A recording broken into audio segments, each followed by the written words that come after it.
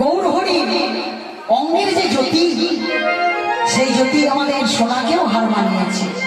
এখানে অনেক মায়ের কানে গলায় দেখছি সোনার হার বা সোনার কানের আছে, কিন্তু সেগুলো জ্যোতি। আমার গৌর হরি জ্যোতির কাছে কি হেরেছে? না, হারতে গৌর হরি জ্যোতি এত উজ্জ্বল যে সোনারাই গৌর হরির কাছে হেরেছে, তাই তো। কিন্তু সোনার কাছে আমার গৌর হরি হারে। সোনার মনে বড় অহংকার জন্মেছিল যে আমার যা জ্যোতি এই জগতে বুঝি আর কারো এমন জ্যোতি নেই।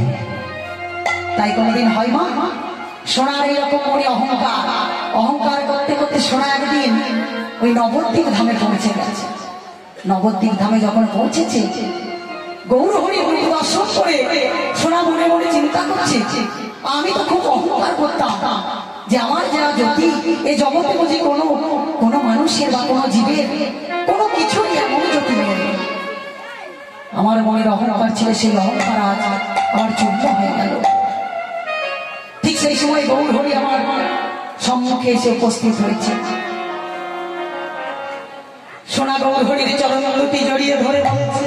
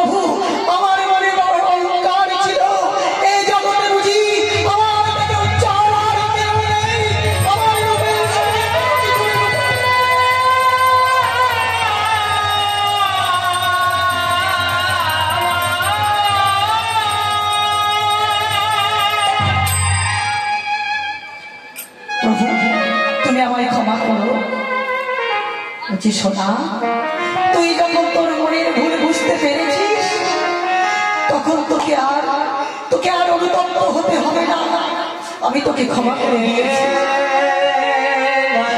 প্রভু, আমি আমার এই জীবনে আর আমি রাখবো না, আমি ওই আগুনের মধ্য দিয়ে ঝাঁপ দিয়ে আমার দেহটিকে দগ্ধীভূত করে দেব।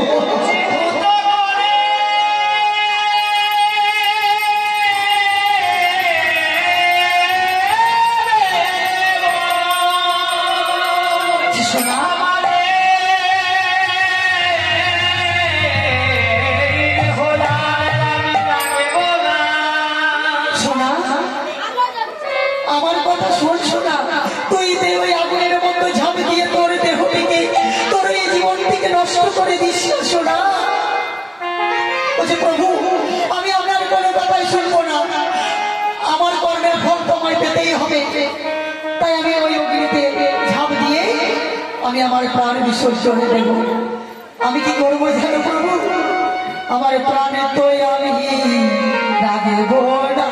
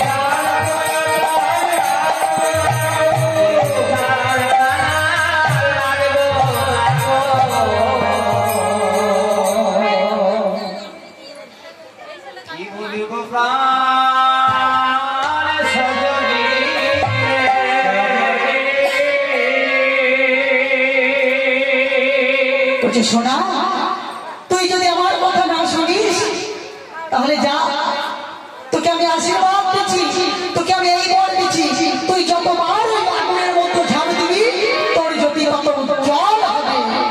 ওই জন্য দেখবে স্বর্ণকাররা যখন সোনাটিকে গলায় তখন দেখবে যত পোড়ায় তত সোনার উজ্জ্বলতা বাড়ে। কেন? কারণ গৌর হরি আশীর্বাদ, গৌর হরির বলে। কিন্তু মা, আমার এই গৌরী সোনাকে কেউ যদি ধরে রাখতে পারে,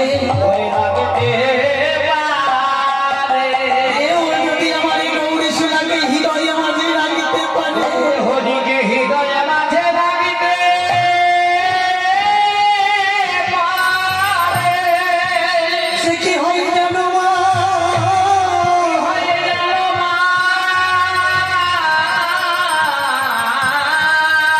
মা শেষে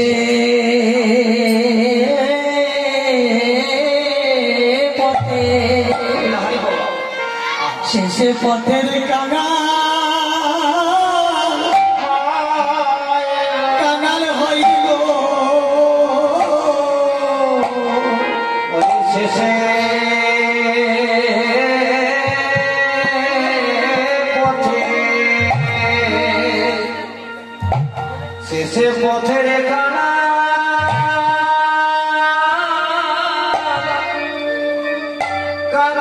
হইল,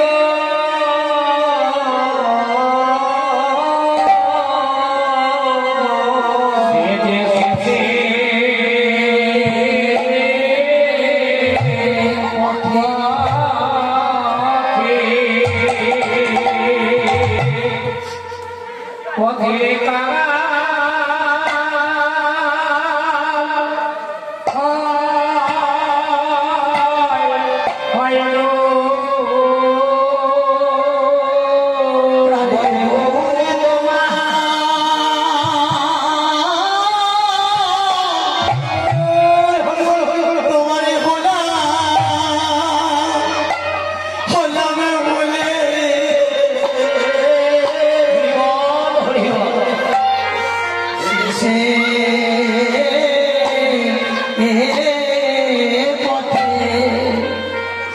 শেষে পথের কাঙাল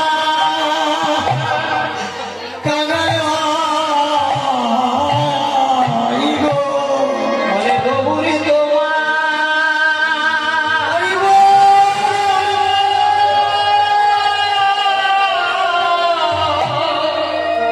গৌরী তোমার হলাম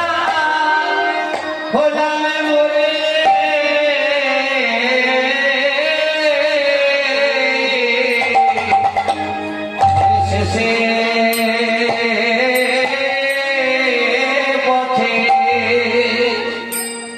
শেষে পথে কাঙাল হইল,